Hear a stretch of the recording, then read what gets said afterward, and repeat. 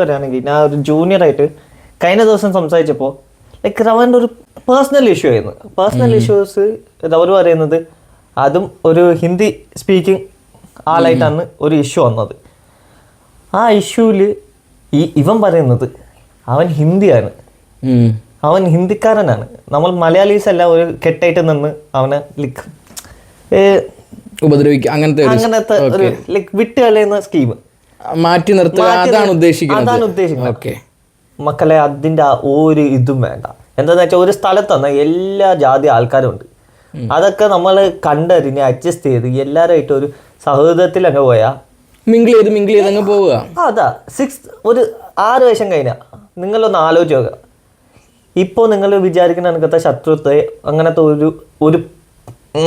ഒരു സാധനം കാണൂല ടെക്നിക്കലി വരാം. അതെ, ഈ 6 വർഷം കഴിഞ്ഞ് ആരൊക്കെ തന്നെ കാണുമെന്ന് തന്നെ ഒരു പറയാൻ പറ്റൂലല്ലോ.